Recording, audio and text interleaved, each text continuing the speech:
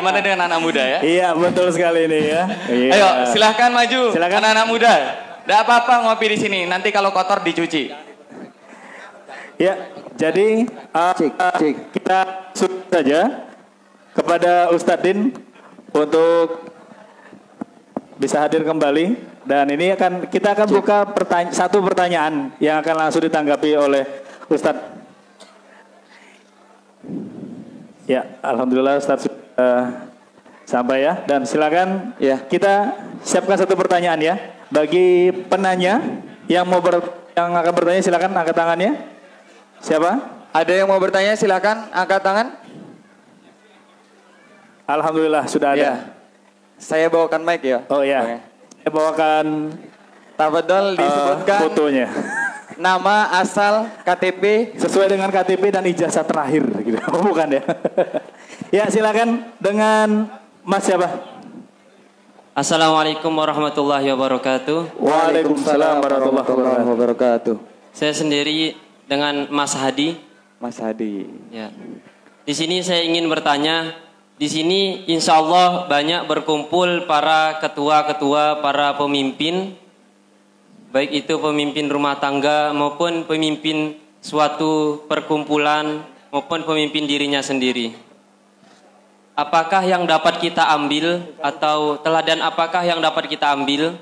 Saya sebenarnya insya Allah pernah menyaksikan melalui video kisah terakhir yang disampaikan oleh Ustadz Din tadi tentang bagaimana Sayyidina Umar itu didatangi oleh pemuda yang bukan muslim, tetapi dia menyaksikan bagaimana Umar itu tidak di dalam suatu istana, melainkan dalam suatu gubuk atau suatu tempat tinggal yang dia pun menyaksikan bahwa itu sangat sederhana. Nah, yang menjadi pertanyaan saya, apakah yang bisa kita ambil atau jadi teladan? Karena kita di sini adalah seorang pemimpin. Baik, itu saja. Terima kasih. Semoga pertanyaan ini menjadi inspirasi untuk kita semua. Amin, insya Allah. Silakan Ustaz. Tanya. Baik. Nah, itu saja pertanyaannya. Ya, langsung jawab ya. Iya. Saya jawab. Bismillahirrahmanirrahim. Tadi pertanyaannya terkait keteladanan apa yang bisa kita ambil. Meskipun tadi pertanyaan tentang profil Umar bin Khattab ketika berhadapan dengan orang yang menjumpai beliau dengan kondisi yang apa adanya. Baiklah, sederhananya saja, hikmah yang kita bisa ambil adalah fungsi pemimpin itu sebenarnya adalah khadimul ummah. Dia adalah pembantu, pelayan masyarakat. Jadi fungsinya adalah dia harus tahu posisinya sebagai pembantu atau pelayan umat itu sendiri. Bukan sebagai raja dia, bukan sebagai Fir'aun.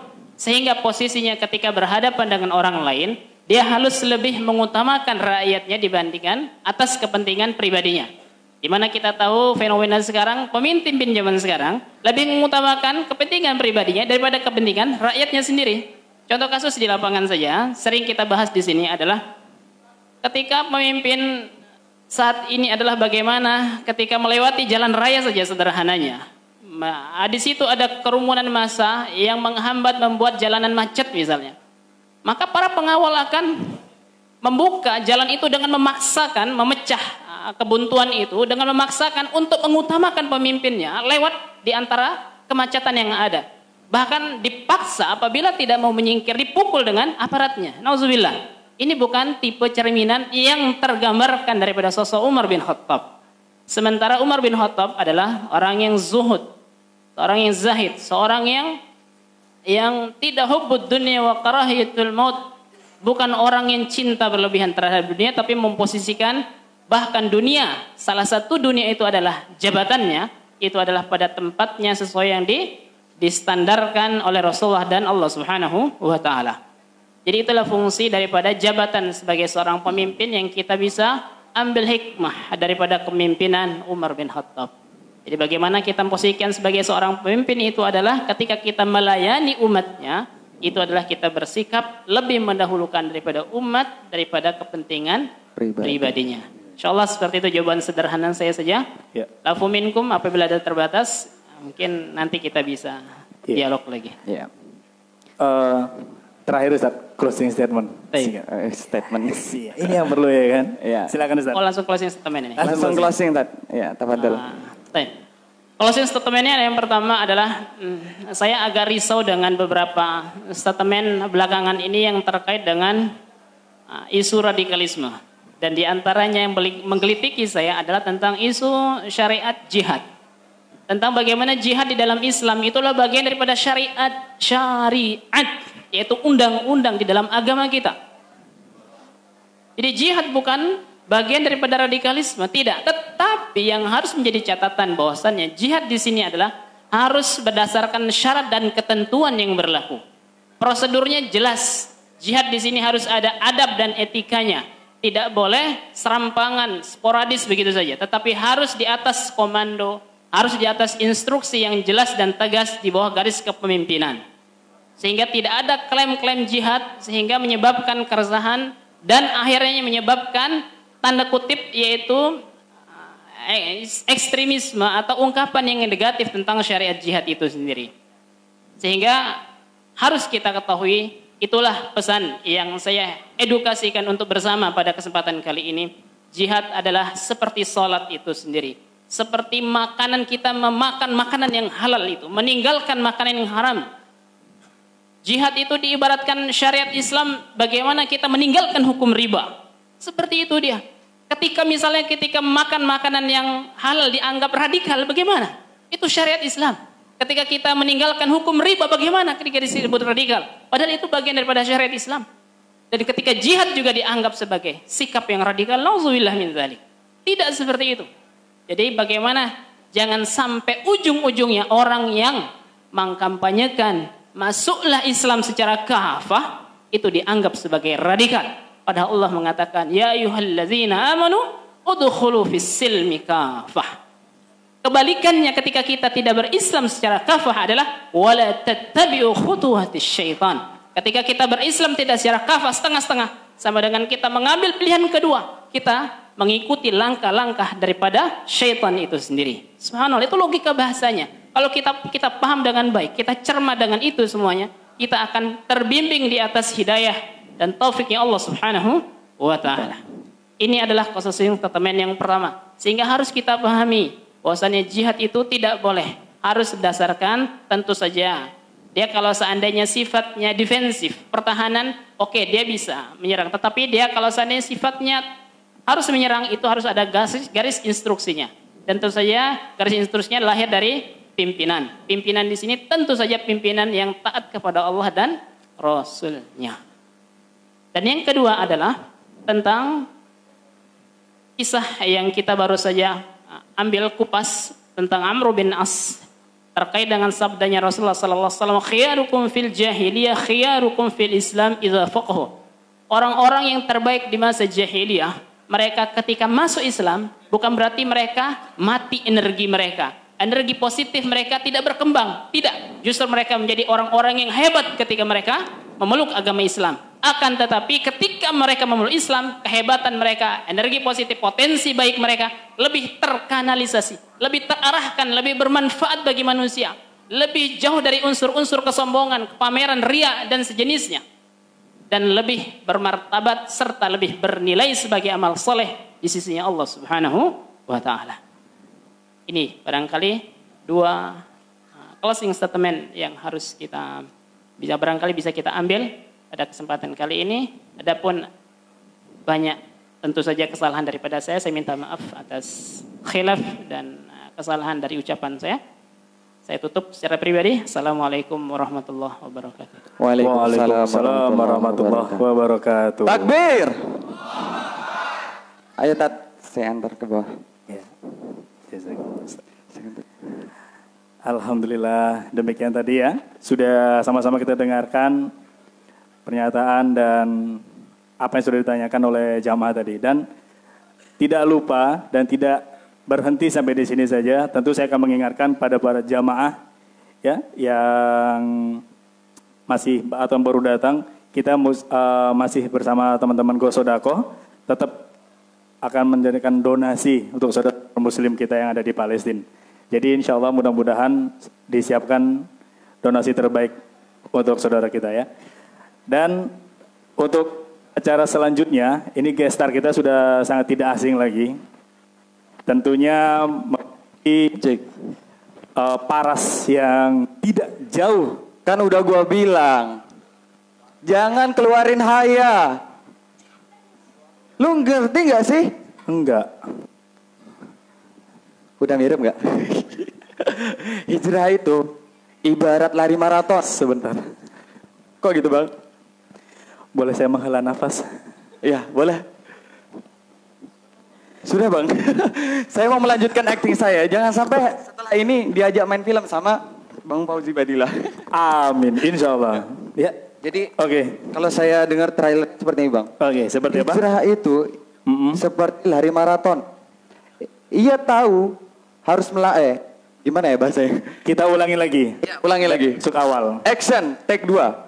Roll. Ya. Hijrah itu ibarat lari maraton. Ya. Ia tahu pasti kapan ia harus melangkahkan kaki untuk meninggalkan garis start. Gitu katanya. Gimana? Gitu aja. Gitu aja. Oh, Cut. cut. Salah ya bang ya? Wah, Udahlah. Teror. Sebenarnya skenario-nya dia ngeluarin kacamata. Sebenarnya kacamatanya ini. Sebenarnya saya bingung ya kan. Kacamata saya ada di sini. Bukan itu stiker itu bang. Ini stiker ya. Tapi kita boleh lah ya kan untuk menggunakan stiker. Sebentar ya. Ini agak ribet ya. Masya Allah. Mau take 3 lagi penonton? Kita take 3 lagi ya. Karena stikernya agak terlambat. Action. Rahmat. Kamu sudah 2 bulan tidak pulang. Oh Bang Toyib Rahmat ini. Kamu ngerti nggak sih kamu tuh mau nikah? Enggak. Kamu serius nggak sih? Enggak. Kalau itu bapaknya. Bukan Rahmatnya. Tapi Ya udah. ternyata Kita penasaran sama Penasaran. yang satu ini. Dia adakah persamaannya gak sih? Iya. Itu film yang sangat mencuat ketika peristiwa 212 kemudian di Palestina. Kelihatan ya Bang? Udahlah saya lepas aja nggak enak Gitu dilihat. ya. Saya yang pakai juga kalau gitu. Ya udah kita panggil bintang tamunya. Fauzi Badillah. Kepadanya disilahkan. Persilakan. Loh, saya lepas ke pasang. Masya Allah, datang. Pada Aduh, Kang Fauzi. ada di belakang bang. Assalamualaikum Kang, mohon maaf Kang. Ya, silakan Kang. Ini kacamatanya limited edition. Hanya tersedia di toko tersedia terdekat. ya. Iya. Penglihatannya lurus, istiqomah gitu ya. Iya. Bang, sebelum Bang Fauzi berbicara, iya, betul. Saya ada teka-teki. Apa persamaan kita dengan Bang Fauzi? Persamaannya enggak tahu. Ini agak pusing ya. Siapin kacamata. Oh, siap kacamata. Ini gimmick Bang ya. Satu. Oh, belum. Enggak tahu. Apa persamaan kita dengan Bang Fauzi? Enggak tahu. Sama-sama jomblo. Teror. Nyangkut ya? Saya kira aja. Karena sudah menikah. Oke, karena sama-sama jomblo. Gini Bang. Oke. Teror gitu. Ya. Masya Allah. Kacamata ini ribet banget. Gak kelihatan wajah-wajah penonton semuanya. Iya. Makanya tapi lebih baik dilepas. Alhamdulillah ya. Ada ini pandangan sudah lurus. Masya Allah. Dan sakit mata juga. Ini Bang Fauzi Badillah. Fauzi. Assalamualaikum warahmatullahi wabarakatuh. Waalaikumsalam warahmatullahi wabarakatuh. Saya Fauzi Badillah. Terima kasih atas sambutannya dan keramah tamahannya. Terima kasih banyak. Saya sebetulnya bukan penceramah, jadi saya agak bingung mau mulai dari mana. Jadi silakan dulu. Iya, ini takut salah. Bang Fauzi Badillah ini merupakan seorang aktor yang akrabnya itu biasa dipanggil dengan Mas Oji gitu ya. Mas Oji diambil dari kata Bang Fauzi. Dipanggil dengan Mas Oji. Panggilan Mas Oji atau Kang Oji biasanya ya. Seorang aktor yang memulai karirnya mulai tahun 2000-an. Benar Bang? Iya, berarti Google tidak salah. Saya nyari di Google ini. Saya juga mau mencari. Iya, ini Bang Fauzi Badillah ini namanya makin mencuat ketika bermain film menjadi pemeran utama dalam salah satu film yang berjudul The Power of Love, Kekuatan Cinta. Iya, yang soal aksi 212. Iya, The Power of Love 212 dan kemudian muncul lagi yang kedua The Power of Love 2 yaitu Haya the Movie. Nah, bagaimana kisahnya? sebelumnya itu beliau ini bermain film yang saya tahu bahwa ada action-actionnya, bahkan salah satu yang dibintangi adalah di Balik 98, pernah ya Bang ya? Iya, iya. Iya. Nah ini soal demonstrasi apa gitu. kita penasaran nih, kenapa apa yang membuat Abang itu tertarik untuk menerima film yang bergenre Islami, tapi di dalamnya itu terdapat cinta kemanusiaan gitu. Iya. Bisa ditekan sedikit Bang, kira-kira Bang? Kalau saya nggak ngelihat dari sisi itu ya, saya percaya kalau dapat sesuatu dari orang itu sebenarnya asalnya dari Allah juga gitu. Waktu kejadian 212 beberapa tahun yang lalu, saat lagi yang ada sampai di atas berapa ada 8 sampai 10 juta, di atas 8-10 juta kan kurang lebihnya. Itu kan banyak banget kan di Jakarta.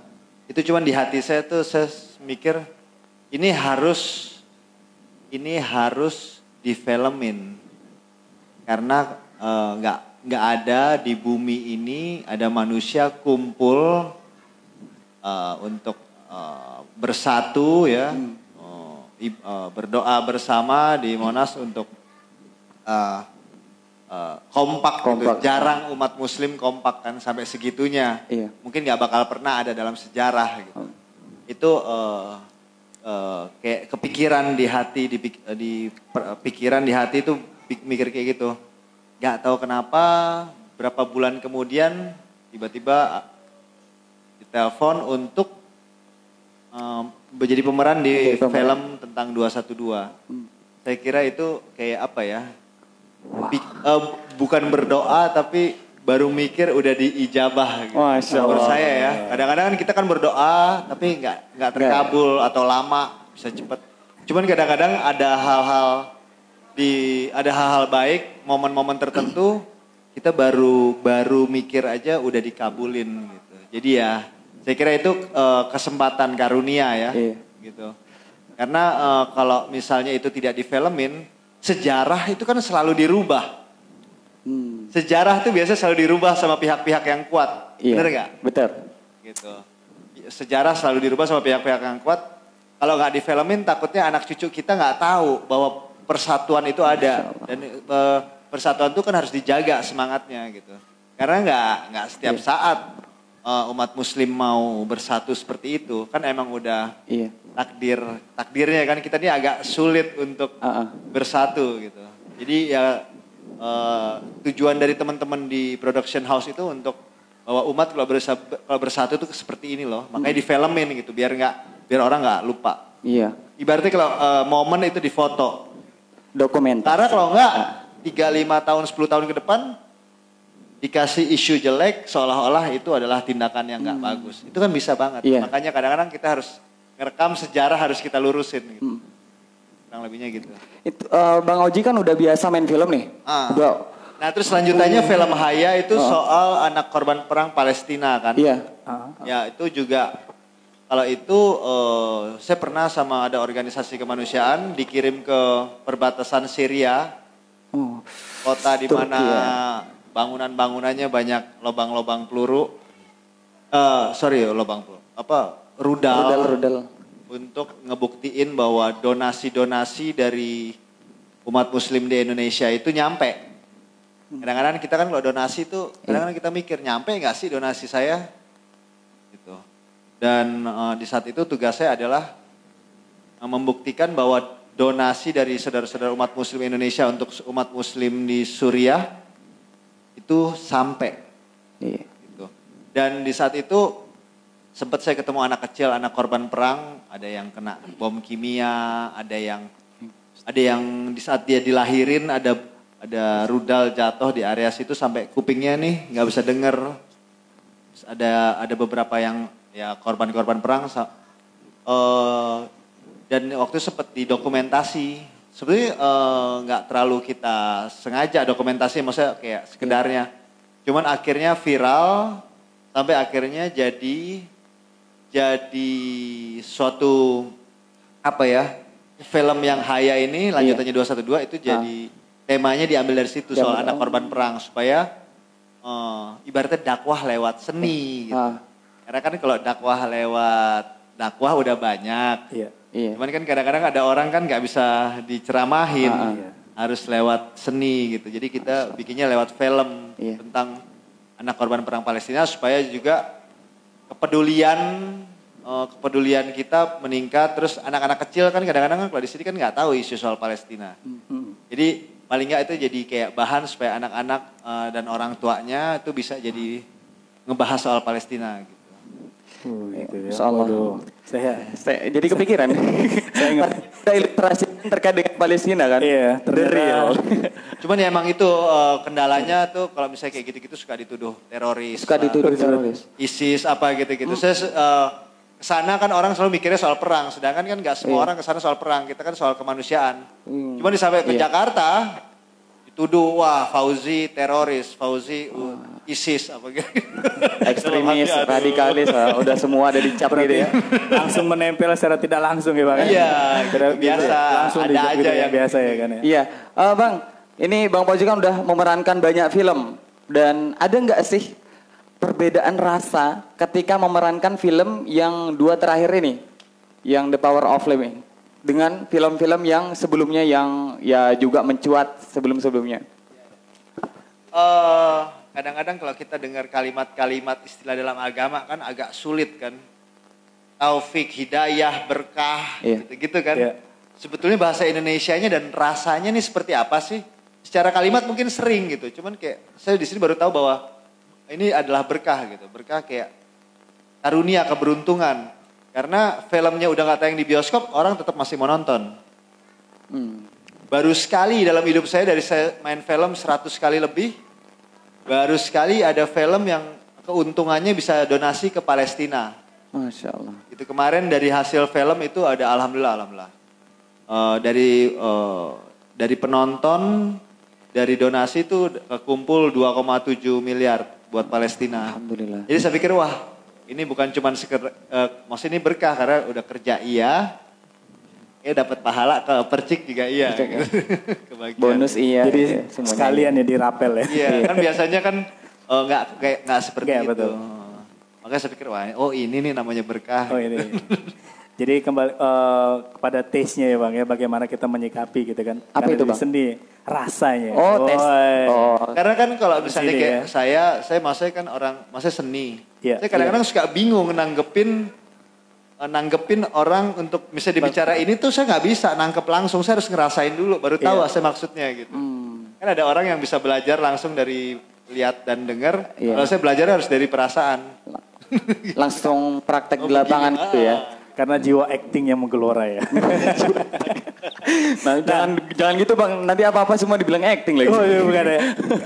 Kang Oji,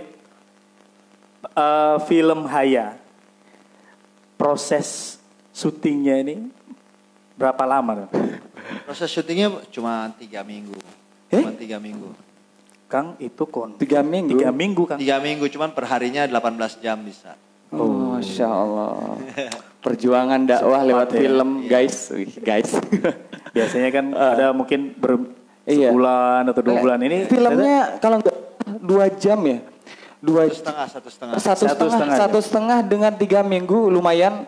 Dan itu agak personal karena mungkin kalau misalnya teman-teman sempat cek di YouTube, Iya. itu sebetulnya Haya ini adalah kalau yang di film ini kan ya dia sebenarnya orang Indonesia kan. Iya. Cuman aslinya tuh ada, namanya Jehan.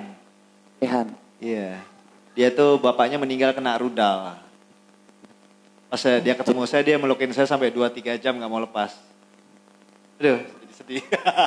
Pokoknya kurang lebih kayak gitu, itu ada di YouTube. Iya. Itu aslinya. Nah ini ibaratnya replikanya, karena kan kita nggak mungkin ngasih pesan kayak gitu nggak lewat dibungkus drama kan. Orang Indonesia kan suka tontonan, jadi ya kita bungkus lewat seni pakai drama gitu. Ada namanya Jehan. Jehan. Itu apa namanya cerita asli yang difilmkan itu ya? Yang ada di YouTube.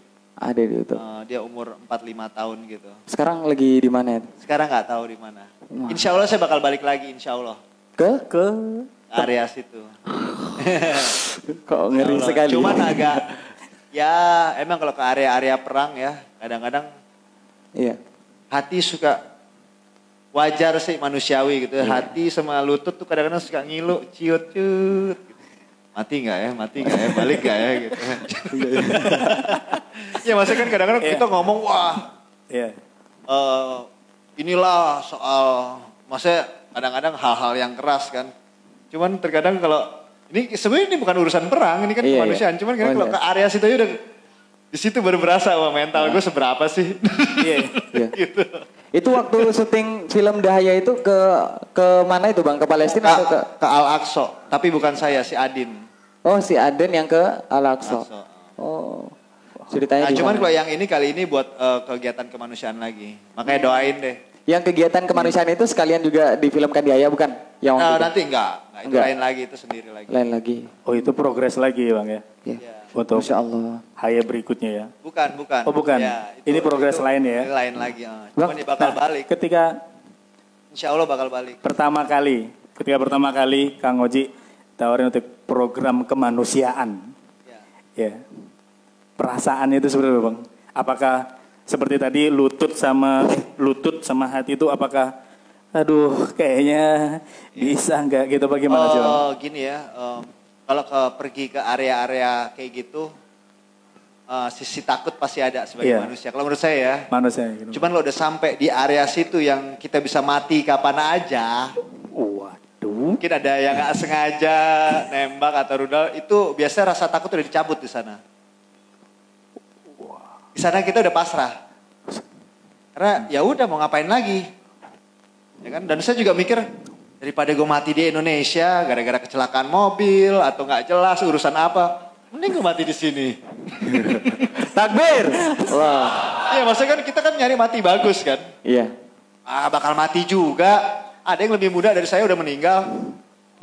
Bisa pikir ya udah, maksudnya ini bukan masalah takut, cuman saya nyari pahala. Saya bukan kesana mau kesana ditugasin dengan resiko besar, bukan masalah saya. Orang baik apa enggak, saya sadar dosa saya seberapa. Makanya saya pikir, kalau saya lawan ibadah sulit nih. Masuk surga kalau saya lawan ibadah sulit. Gitu. Saya kira saya harus pakai tindakan nyata, harus kerja gitu. Berarti inilah momennya ya kan? Iya. Kalau saya lawan pakai sholat mungkin gak bakal ketutup tuh dosa-dosa saya. Bukan berarti saya orang benar, maksudnya orang yang baik bukan. Cuma saya sadar diri, wah. Ini kalau saya mikir-mikir, ini kalau saya lawan pakai ibaratnya saya imbangin dengan ibadah nih kayak lama nih. Iya kalau misalnya dikasih. Tapi kan kita harus usaha. Betul. Ya enggak? Iya. Mau punya rumah aja harus kerja keras. Terus mau masuk surga mau santai-santai. Kita harus juga semua usaha ya. Nah. saya harus kerja keras. Maksudnya ini momen saya cari pahala. Okay. Bukan saya masalah urusan ini itu cuma ini cari pahala. Karena ada guru saya pernah bilang bahwa untuk setiap kebaikan ambil peran. Walau ringan jangan hanya diam. Gitu. Catat Bang. Quote itu quote. Ya kan? Quote sini. Karena nggak semua orang bisa jadi pendakwah, nggak semua orang bisa jadi ahli ibadah, nggak semua orang. Tiap orang kan punya tantangannya beda-beda. Betul. Ya alhamdulillah kalau dia bisa jadi ahli ibadah atau jadi penceramah. Cuman saya kan nggak bisa. Ya mungkin saya bekerja di kebisaan saya. Iya. Misalnya lewat film atau lewat trip traveling kayak gitu. Jadi saya pikir ya udah lewat kebisaan saya aja. Daripada saya nggak ngelakuin apa-apa gitu. Berarti sesuai passion kayak gitu ya. Sesuai passion lagi. Ya maksudnya sesuai apa yang saya mampu. Karena gitu emang kayak kita dengar soal kayak ada orang yang misalnya ada perang apa-apa, dia tetap dapat kebaikannya karena dia tukang masaknya gitu. Saya kayak gitu kan. Kayak misalnya ada sesuatu perang gitu kan, dia yang masakin, dia tetap dapat pahala bagus kan walaupun dia nggak ikut gitu. Maksudnya kita bisa ngelakuin kebaikan kan lewat apapun yang kita mampu. Gitu. Kadang-kadang kita mikir, wah gue harus begini dulu, saya harus begitu dulu. Ya, sesuai apa yang kita mampu aja, yang penting kita ambil. Dan jangan ngebebanin diri, takutnya ntar ngejungklang lagi. Ya ibaratnya kayak maraton kan. Sprint duluan akhirnya capek. Jadi yang penting pelan, kita tahu langkah harus, tapi gak berhenti. Iya. Masya Allah. Oh baru terbaca. Ternyata betul. Itu. Itu dari definisi dari trailer yang disebutkan tadi. Oh iya. Wow. Bang kan kayak naik gunung kan. Ibaratnya nih kayak naik gunung. Kayak naik gunung. Kita kecepatan capek. Kita terlalu lama berhenti kedinginan kan. Jadi sesuai dengan saya kira, kemampuannya. Kalau buat menuju ya nggak apa yang kita tuju dari Allah gitu, kita harus tetap emang berat. Iya. Tapi perlu usaha semuanya Kang ya. Perlu usaha. Iya. Saya pengen menggali masalah keaktorannya nih. Nah, iya, itu Soalnya juga saya juga mau bertanya, basicnya kan? basic seni gitu. Oh, Suka-suka buat video acting juga. Dan saya pengen menggali masalah aktornya gitu. Bang Fauzi ini bisa acting sejak kapan? Apakah masuk lewat apa? Kayak casting iya, gitu. Jadi casting. pemeran figuran lewat di belakang gitu. Ada yang lagi acting di sana dua orang. Atau biasanya kan kalau di dulu itu kan lenong bocah atau Bang. Percaya apa enggak, saya sebetulnya paling benci sama artis. Wah. Ini saya nggak pernah ngomong ke depan umum, tapi saya paling benci sama artis. Dulu saya paling benci sama artis, mungkin sampai sekarang. Saya nggak suka gitu kayak. Why? Jiwa saya bukan, maksudnya nggak tahu, nggak suka aja. Oh. Karena banyak yang punya, ya ada yang mungkin begini, ada yang begitu. Cuman saya dulu nih gini ceritanya, saya dulu kuliah, terus saya DO, males. Ada satu, ya gue habis kuliah gue malas, tiduran apa akhirnya gue dikeluarin. Akhirnya nganggur 1,5 tahun. Ini cerita benar, setahun apa 1,5 tahun saya nganggur. Saya teleponan sama teman saya, ada yang di Australia, di Singapura sama di London. Saya pikir, waduh, yang lain udah pada di luar negeri. Gue nganggur di sini, gue nggak tahu mau ngapain. Dan saya frustasi waktu itu. Ini percaya apa enggak? Percaya. Serah mau percaya mau enggak. Saya percaya Saat aja. itu saya berdoa. Saya berdoa. Ya Allah. Karena saya minder. Iya. Minder, nggak percaya. Masa saya ngeliat orang lain semua punya pekerjaan gitu. Ada yang jadi guru, ada dokter, pegawai negeri, pengusaha, semua orang. Sedangkan saya setiap hari cuman diem, bengong, nggak kuliah. Ini hidup apa gitu. Cuman nunggu makan. Pelangap longo istilahnya tadi. Iya, nunggu makan dari orang tua. Nih nggak beres nih hidup kayak gini nih. Akhirnya saya ingat banget saya waktu di masjid di Kota Lawang. Saya doa, ya Allah, tiap orang dalam hidupnya ini punya peran. Cuman saya doang yang nggak punya peran, pengangguran nih. Kalau emang saya nggak punya peran dalam hidup saya, matiin saya aja deh. Nggak kuat. Setiap hari bangun tidur nggak jelas. Kayak nggak ngerti mau ngapain hidup. Saya bilang kasih, setiap orang punya peran. Kalau saya nggak ada perannya dalam hidup ini, ya kan ada yang jadi ini itu kan. Kalau saya cuma gini-gini doang, saya nggak bisa. Matiin aja deh. Kasih saya peran, lo nggak matiin. Saya kira saya bakal jadi apa gitu. Nggak tahu ya, 3-4 tahun kemudian doanya dikabulin, bos. Akhirnya dapat peran begini, peran begitu, peran begini. Gara-gara nganterin teman casting malah saya yang dapat. Akhirnya perannya jadi misalnya anak nakal atau jadi cowok olahragawan apa. Akhirnya dapat peran banyak. Saya sampai bingung, wah kok ini doa saya 3-4 tahun yang lalu. Ternyata kok jadinya kayak gini gitu. Kalau kayak gitu doanya saya rubah. Cuman itu dia, itu bukti bahwa doa tuh terkabul. Sampai akhirnya dapat peran banyak. Nah, walaupun saya nggak suka sebetulnya sama profesi ini. Gitu. Tapi mau nggak mau kan sudah nyebur ya kan. Cuman ya udah dikabulin. Udah dikabulin. Dikabulkannya lah berupa begini. Yang tidak disukain malah dikabulin gitu. Takutnya buka catatan yang 3-4 tahun lalu, nip X semuanya banyak. Makanya kadang-kadang kalau berdoa tuh harus spesifik. Iya, karena kalau spesifik. Iya. Takutnya seperti spesifik dan maksudnya benar-benar spesifik karena kalau enggak dia kenanya agak yang lain. Serius saya nggak bohong. Nyerempet ya betul ya. Udah banyak peran saya jalanin gitu. Berawal ini dari doa kalau menurut saya. Berawal nganterin teman casting ya. Nanti Bang Fauzi Badila tak anterin ke Jakarta, siapa tahu. Kadang-kadang tuh dapat kayak mau melakukan sesuatu tuh kayak ada ide aja langsung masuk. Ya mungkin ya bagian dari doa spontanitas itu, gitu. terkabul bagian dari pengabulan doa itu ya. Luar biasa. Luar biasa sekali ini. Dari tahun 2000-an sampai sekarang, Masya Allah. Bang, kegiatan selain menjadi aktor bisa diceritakan? Gak apa-apa disebutin aja namanya. Saya nggak banyak melakukan banyak hal nggak. Paling ya ada usaha-usaha kecil. Misalnya bikin futsal, lapangan futsal atau kontrakan gitu. Iya. Cuman saya bukan tipe orang yang kerja tiap hari, nggak bisa. di musiman. Iya. Jadi, 4 musim seperti di Indonesia kan? Biasanya kalau misalnya saya lagi ada saat-saat saya nggak mau kerja juga. Cuman alhamdulillah ada aja rezeki. Yang penting kita banyak berdoa, pasti ada aja rezeki. Spesifik lagi doanya ya. Nah, kembali ke kalau kita bahas soal film, ini kan tadi Kang Oji ceritakan adalah dari momentum 212 itu bahwa ukhuwahnya ya kan. Di situ terbesit ide untuk bikin suatu dokumenter atau apa. Nah, perjalanan Akang selama ini seperti kayak apakah memang ada momentum atau memang kadang Akang ketika lewat gitu aja, kayaknya terbesit mau bikin ini nih gitu, atau gimana Kang untuk mencari ininya? Ide maksudnya kan seperti momentumnya kayaknya perlu nih kita bikin suatu film dokumenter supaya anak-anak cucu kita tuh nggak kehilangan sejarah. Seperti momentum 212. Karena banyak jamaah ya kan, masyarakat yang berkumpul pada saat itu. Nah, Haya seperti yang tadi dijelaskan, apakah memang Abang akan melihat karena konflik, berita-berita konflik di sana atau bagaimana? Kayaknya akan kayak perlu dibikin film apa pas ketemu dengan si siapa namanya Kang aslinya?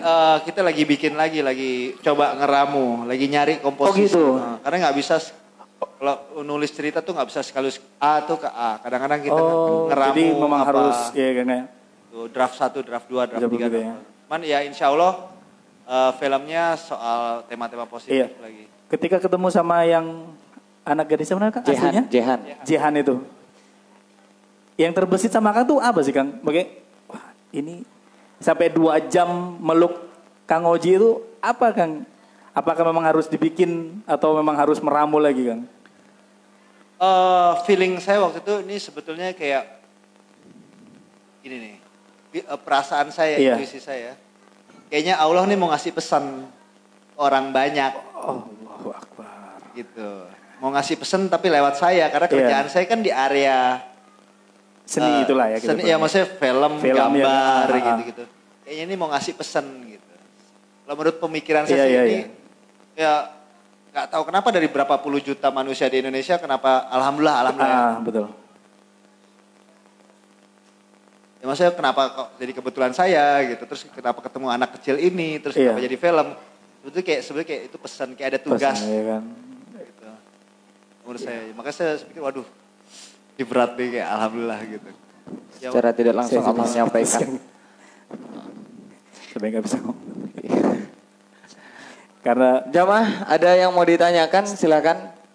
Mungkin ada terbesit sebuah pertanyaan yang karena saya juga bukan pendakwah saya. Iya, maksudnya saya malah nggak suka ngobrol depan orang nasehatin. Paling nggak suka saya. Gitu. Nggak tahu, bukan jiwa saya aja. Cuman ya mungkin lewat pekerjaan gitu. Apa yang harus lewat tindakan bukan lewat omongan. Iya. Tapi apa yang dialami itu perlu juga dibagikan ya, di-sharing. Iya. Jamaah di sini ada yang mau ditanyakan? Halo. Tidak ada ya. Kalau tidak ada, saya ingin bertanya terkait dengan kemanusiaan itu. Ya, itu Bang Fauzi itu ikut kemanusiaan setelah mengikuti film. Sebelum. Oh, sebelum 212 itu berarti? Yang tahun 2016. Setelah 212. Setelah filmnya itu bukan? Setelah itu. Setelah filmnya. Jadi ikut kemanusiaan itu merasa ada pesan sebelum waktu menjalankan film itu enggak? Bukan merasa ada pesan. Kayak enggak dapat karunia aja. Maksudnya kayak gitu kan kita mau berangkat juga belum tentu bisa, Bos. Iya. Ini kayak dipilih terus berangkat sana. Gitu ya nggak tahu, saya juga nggak ngerti. Berjalan gitu aja Kang ya? Berjalan gitu aja, cuman kesempatan itu emang sulit. Iya. Banyak teman saya mau ikut. Nggak ada yang bisa. Boro-boro dapat izin. Iya. Tapi ya Kang Masya Allah ya. Beneran. Makanya sebenarnya dia bilang, mungkin ini jalannya ya melalui Kang Oji. Itu gitu perjalanan pertama itu yang ke Syria? Iya. Yang ke Palestina? Nggak, Palestina sebenarnya nggak pernah. Cuman orang selalu mikirnya tuh Palestina. Iya. Asosiasi orang Indonesia tuh selalu Palestina. Kalau itu Syria. Dan ini bakal balik lagi. Dan ini bakal balik lagi Saya udah bikin surat wasiat. Surat wasiat. Kok surat wasiat tuh? Masya Allah. Gak apa-apa, kenapa? Iya. Cepet lambat mati juga, pusing banget. Iya. Setuju. Kenapa gak lebih awal? Daripada Iya. ngerepotin orang, ya gak? Ya kita iri gitu. Pengen juga. Masa saya pikir daripada kebanyakan teori ya kita logis-logis aja. Kan? Iya. Ini kok merinding ya? Bang Fauzi, ini Karena ada kan pertanyaan. Betul. Kemungkinan jelek kan Iya. gak usah jauh-jauh. Kita nyebrang ke jalan aja bisa meninggal kok. Kalau bisa tabrak, ya udah. Surat wasiat. Ya paling nggak meninggalnya insya Allah bagus. Udah gitu doang. Saya nggak mikir jauh-jauh. Wah begini, begitu. Nggak mau pusing. Nggak mau kebanyakan teori. Iya. Bang Fauzi, ini ada pertanyaan dari Ahwat dari Instagram Baja Ngaji. Teman-teman yang ada di sini yang belum follow Baja Ngaji Singaraja, silakan follow. Di sana kita update setiap kajian yang akan kita adakan setiap 2 pekan sekali dengan menghadirkan bintang-bintang tamu untuk membagikan kisah-kisahnya. Ini pertanyaannya Bang. Assalamualaikum Bang Fauzi. Bang, apa pesan Abang kepada generasi penerus bangsa dan agama ini? Berani tampil. Berani tahu. Berani tampil. Saya pernah ke pesantren isinya 4.000 santri. Saya bilang ke ustadznya, Ustadz, ini santrinya 4.000. Kalau 5%-nya aja berani tampil, bisa berdebat, bisa tunjuk diri itu bagus. Karena kebanyakan sekarang yang berani tampil tuh yang sialan-sialan. Sorry to say, maaf. Saya mungkin kalimat saya agak kasar, cuman sekarang yang berani tampil di umum tuh malah penista-penista gitu. Mentalnya malah lebih bagus dibanding kita. Takbir. Kenapa kita yang punya ilmunya bagus, santrinya lebih banyak, gak ada yang berani tampil. Mereka yang dikit tapi berani tampil, akhirnya mereka dapat panggung. Harusnya nih santri-santri yang punya ilmu nih berani tampilnya lebih luar biasa. Ya nggak tahu, menurut saya sih kayak gitu ya. Betul. Singkat. Siap tampil pemuda-pemuda Singaraja? Tampil apa dulu ini? Jangan cuman tampil joget nanti kamu. Ya paling nggak gini deh, mungkin kita kalau soal ibadah nggak, ya ada yang kuat ada yang enggak. Iya. Cuman kalau buat bela agama, kita harus berani tampil. Masa harus berani ke depan. Ya enggak? Tapi sesuai dengan kemampuan sendiri lagi. Sesuai dengan kemampuan sendiri. Iya. Ya kan? Ada yang bisa tampil. Sayang banyak santri, banyak orang alim, banyak orang berilmu. Tapi ngumpet di belakang. Buat apa?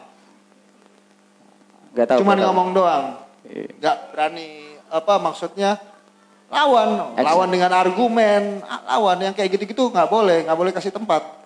Akhirnya kita dinistain mulu kan agama belakangan. Iya betul. Bawa-bawa semuanya Kang ya. Nah, Sorry ya. gak apa-apa Kang. Gak apa-apa. Ini membakar semangat kita semuanya. Semangat Betul dulu, tidak? ya kan? Nah, ini ada pertanyaan. Dari 4.000, 5%-nya berapa? 4.400. 200 orang aja.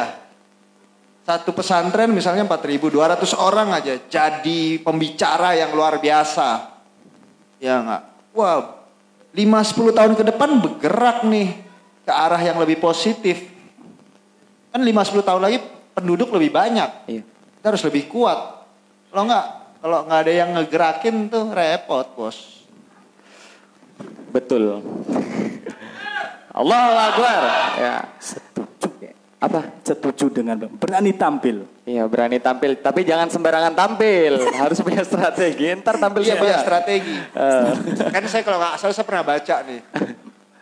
Yahudi murid-muridnya masih kecil aja udah disuruh diadu, diuji dengan berdebat, adu argumen, ya nggak, bener nggak? Iya. Saya pernah baca bukunya. Mereka masih kecil aja udah diadu untuk argumen. Mungkin SD SMP udah diadu, berargumen, berdebat, segala macamnya.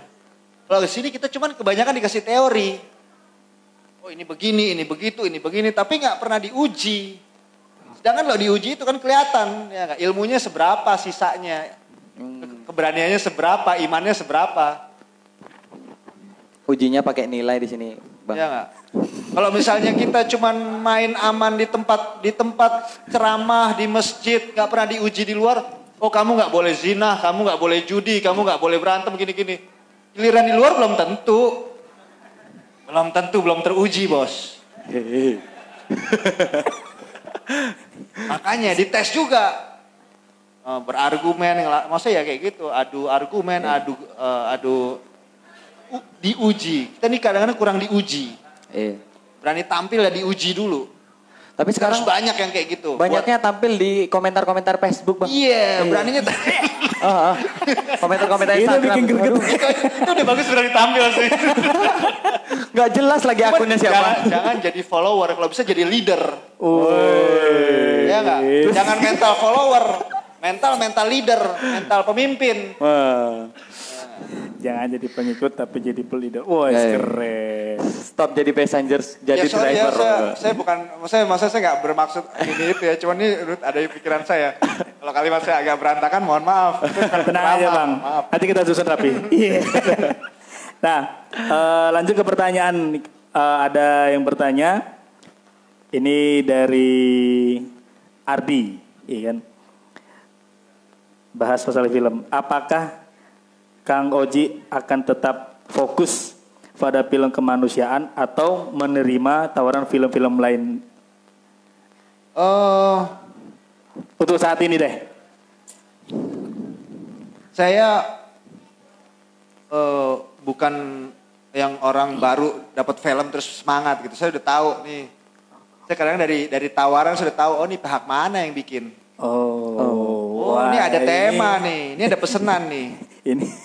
Gitu jadi betul. saya udah sampai di fase itu. Karena banyak kita juga harus tahu bahwa film itu ada agenda-agenda tersendiri gitu. Ada pesanan dari luar, ada pesanan dari dalam.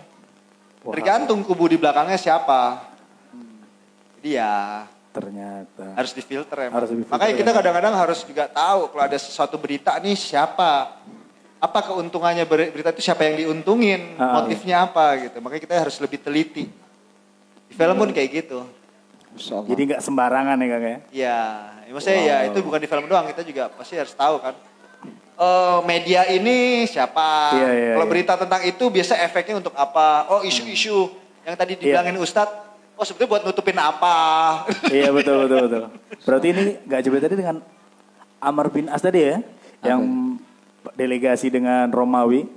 Kayak suatu celang ini akan ada sesuatu terjadi. Bang Oji betul juga. Feelingnya udah dapat. Feeling udah dapat. Ya udah bertahun-tahun main film harus tahu dan kita beruntung ada. Iya betul. Kita jadi nambah wawasan ya. Nambah wawasan kita. Bahwa nggak semua film-film itu merupakan pure hanya untuk seni, tapi ada pesanan tapi gitu. Banyak film ngerusak.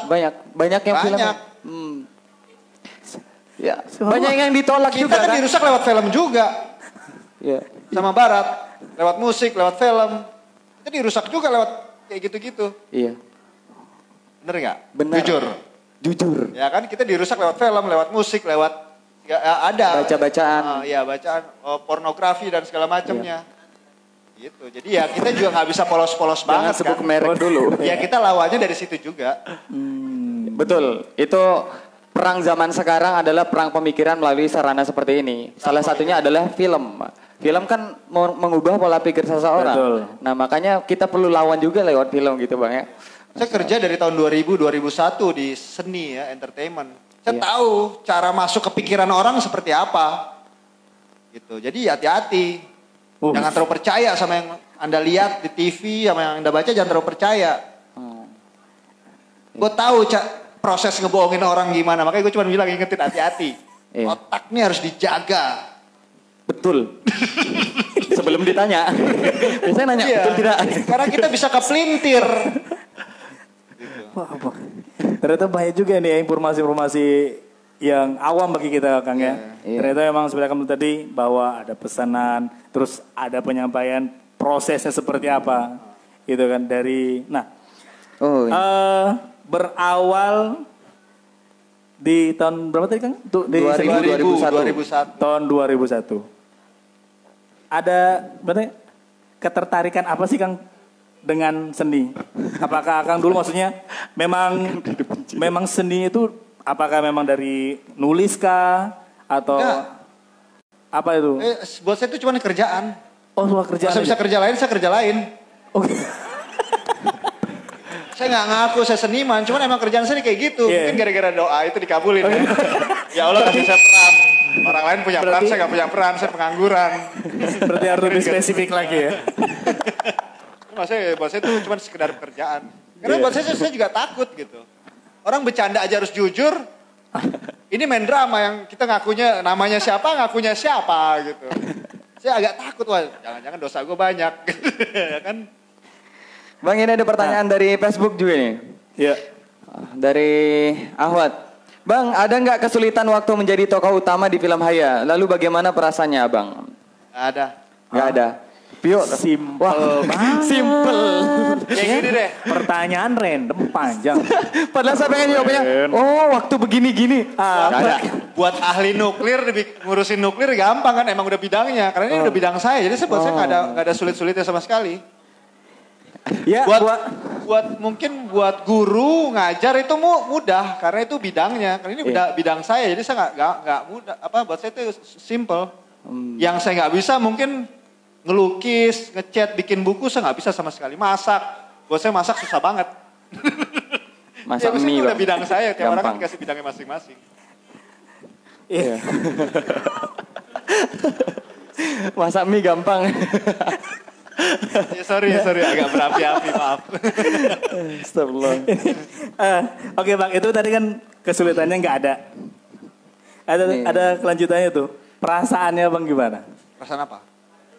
Film Haya itu pemeran tokoh Alhamdulillah. utama. Rasanya bahagia karena Alhamdulillah panjang keuntungan jawabannya. dari film itu bisa buat Palestina, bisa ningkatin ibaratnya bikin orang ibaratnya lebih peduli gitu soal Palestina, ngingetin orang lah, saling mengingatkan. Saling mengingatkan. Walaupun lewat film. Ya alhamdulillah saya ngerasa bisa beruntung gitu, bisa kecipratan komisi pahala. Iya.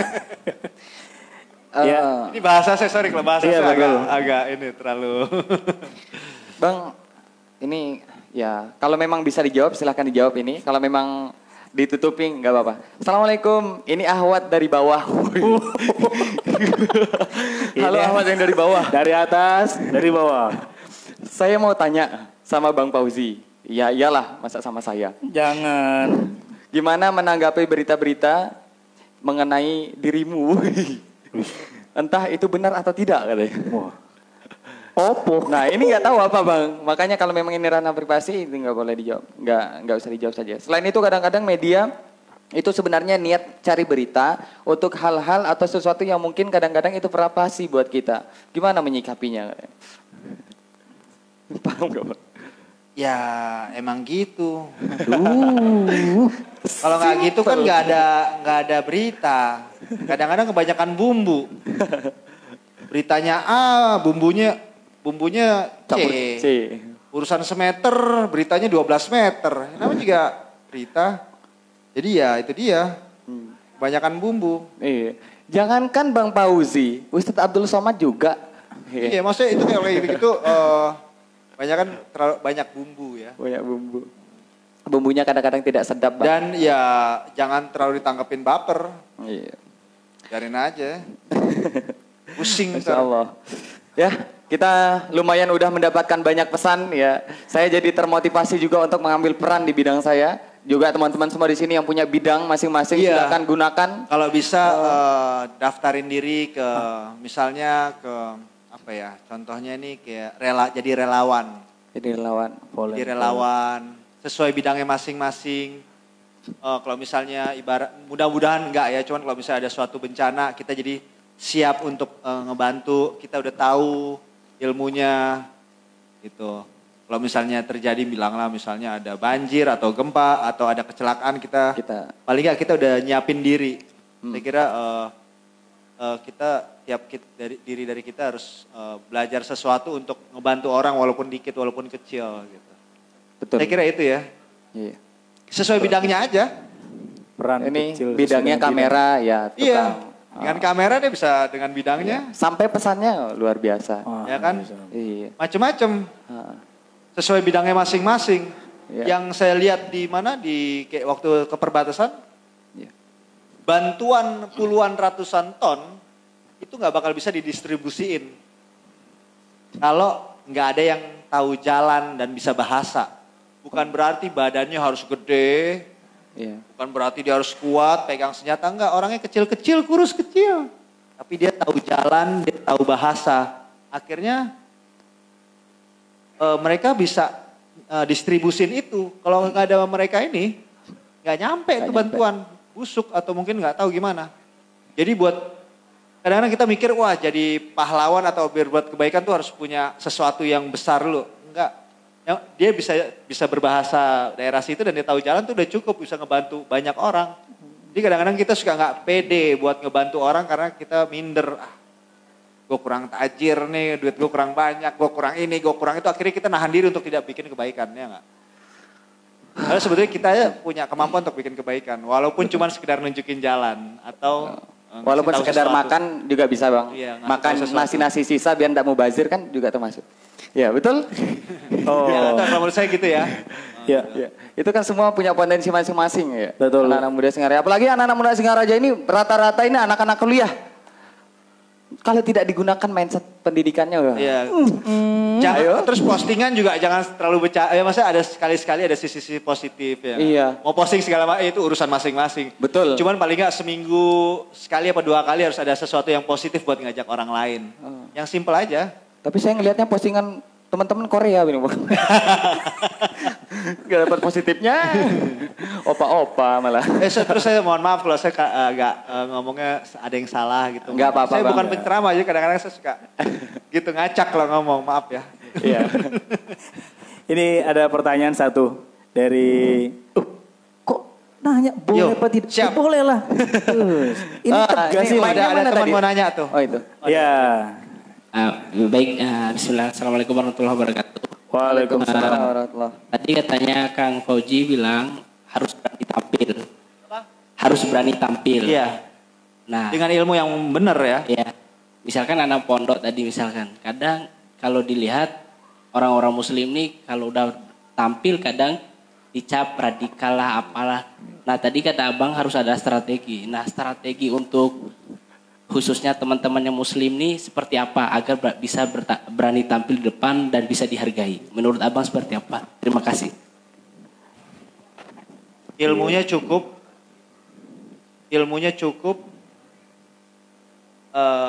Dan dia juga harus, dia juga harus tahu.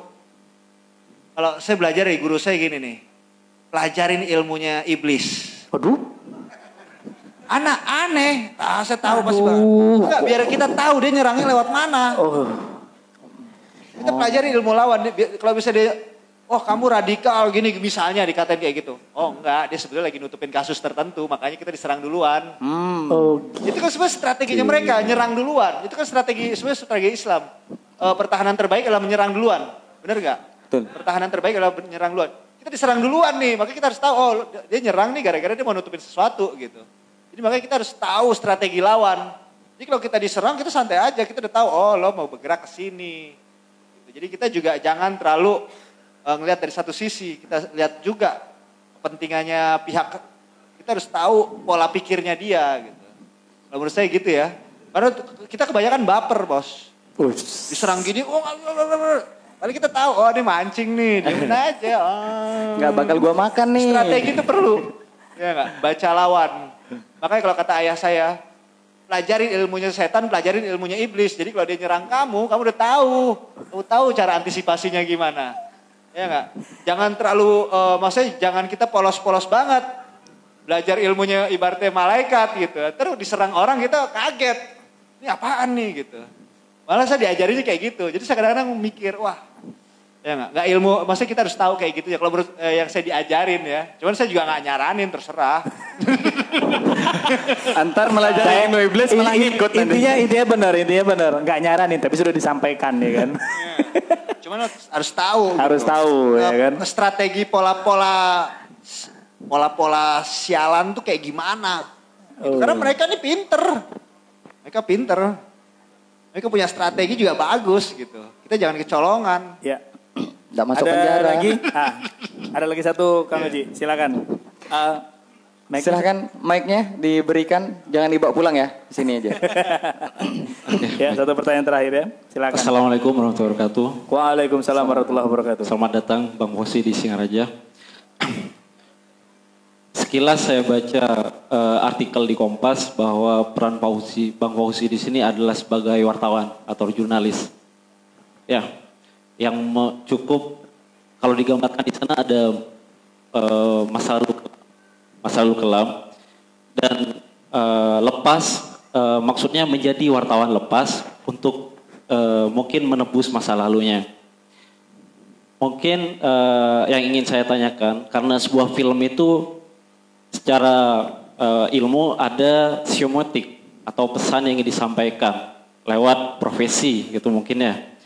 Nah, yang ingin saya tanyakan di sini, apakah media-media yang ada selama ini cenderung menutup-nutupi sesuatu atau yang benar-benar real terjadi di sana, sehingga dipilihlah peran menjadi seorang jurnalis yang mempunyai tugas untuk menyampaikan informasi yang akuntabel, terus integritas, jujur dan lain sebagainya. Itu Bang. Itu emang sebetulnya sindiran